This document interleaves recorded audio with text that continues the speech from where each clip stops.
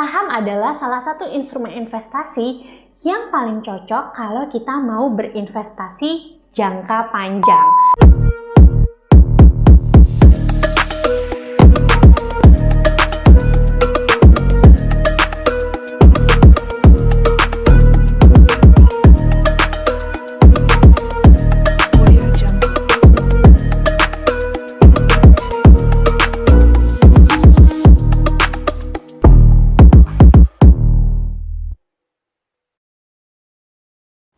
Hai guys, aku Olivia Louis. Welcome to my YouTube channel. Yeay!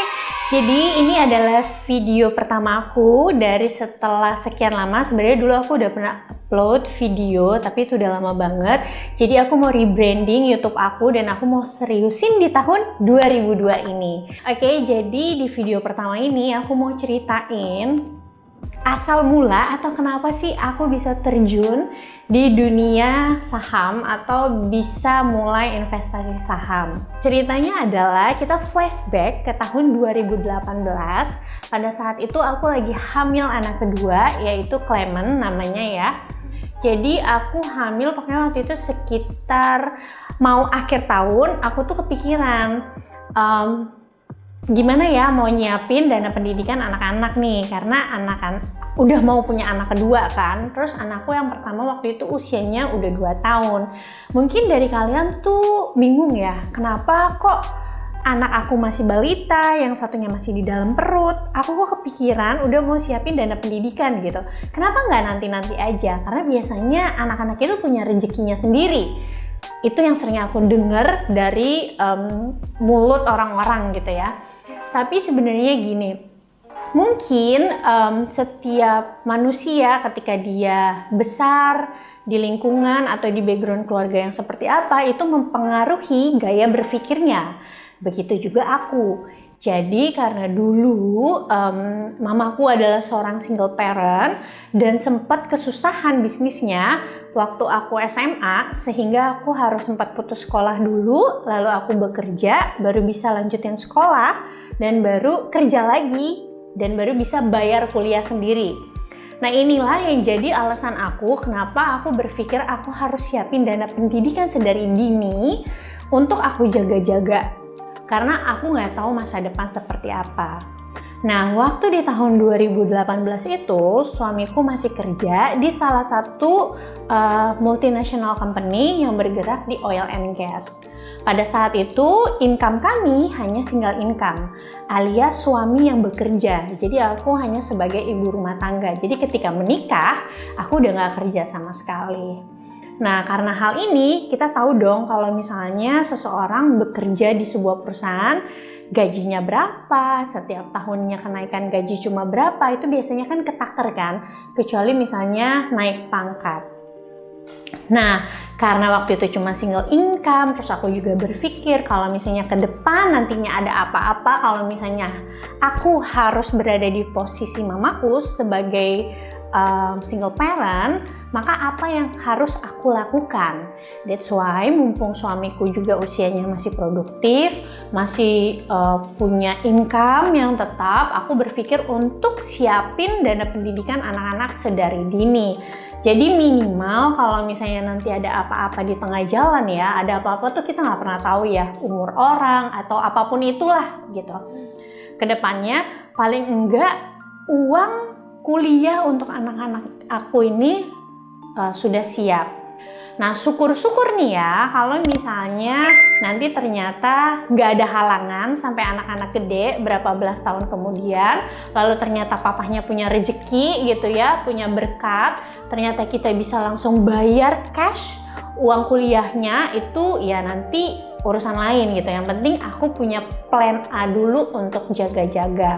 Paling enggak kalau misalnya nanti ternyata pas anak-anak udah gede nih, terus papanya punya rezeki, ya udah uang yang aku investasiin bisa aku pakai untuk hal lainnya, misalnya untuk nanti S2-nya mereka atau untuk misalnya modal bisnis anak-anak aku. Jadi paling enggak karena background aku tadi, aku tuh pengen anak-anak aku sedari kecil udah disiapin dulu gitu. Nah, pada saat itu aku kan mulai cari-cari ya, kira-kira universitas mana nih yang aku incar, walaupun nanti pada saat anak-anak besar tetap mereka yang milih, tapi namanya kita orang tua kan kita pasti punya mimpi ya. Jadi aku perkirakan aja ada salah satu universitas swasta di Indonesia yang kira-kira aku incar untuk anak-anak kuliah di sana. Nah, pada saat itu aku cek harganya itu untuk 4 tahun kuliah waktu 2018 jurusan yang aku mau, satu anak itu menghabiskan dana sekitar 160 juta. Oke, nah sekarang pertanyaannya adalah kenapa duitnya nggak ditabung aja tapi malah diinvestasi gitu ya? Jawabannya adalah ketika aku melihat harga universitas ini 160 juta pada tahun 2018, aku membaca lebih dalam dan aku tahu bahwa dana pendidikan itu sendiri ada inflasinya. Jadi bukan hanya kebutuhan kita sehari-hari yang terkena inflasi, tapi juga dana pendidikan. Nah, setelah aku cari tahu, ternyata dana pendidikan itu setiap tahunnya naik 10-15%. Terus waktu itu aku berpikir, bisa nggak ya ngumpulin 600 juta untuk satu anak, sedangkan anakku nih ada 2 gitu ya. Nah, terus kalau misalnya aku hitung-hitung ya, untuk dapetin 600 juta itu selama 15 tahun, aku hitung dari anakku yang paling besar, saat itu umur 2 tahun, itu kenapa butuh waktu 15 tahun. Jadi aku tuh setiap bulannya harus nabung sekitar 3,3 juta di rekening biasa satu anak. Jadi 3,3 juta ini kalau aku tabung 180 bulan ke depan baru dapetin 600 juta. Kebayangkan satu anak, anakku 2. Berarti aku harus nyisihin kira-kira 6,6 juta sebulannya kalau aku hanya nabung di rekening biasa. Nah, terus karena aku cari tahu caranya adalah harusnya berinvestasi karena aku pelajarin yang namanya compound interest atau bunga berbunga, maka aku pilih untuk mulai investasi aja.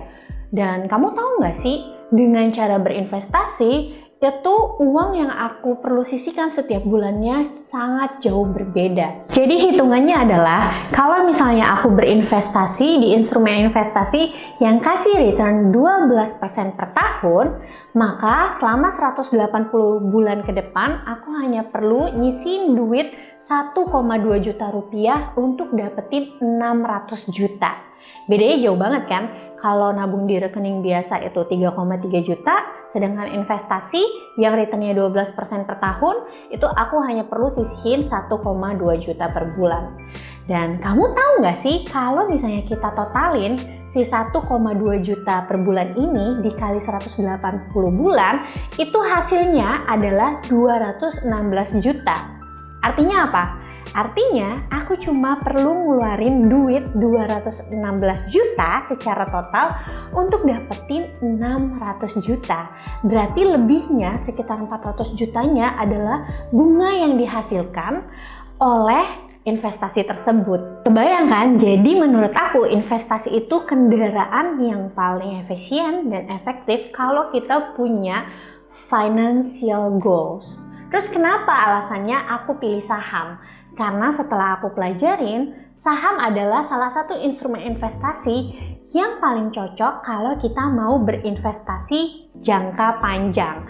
Karena kenapa sih cocoknya jangka panjang? Karena jangka pendek harga saham itu kan fluktuatif. Tapi kalau kita benar pilih sahamnya dalam waktu jangka panjang, kita akan melihat return yang luar biasa dari saham yang kita pilih. Nah, itu dia salah satu alasan aku kenapa aku mencoba investasi pada tahun 2018 dan kenapa aku pilih saham. Sebenarnya ada alasan lain sih kenapa aku berinvestasi saham selain dana pendidikan, yaitu dana pensiun.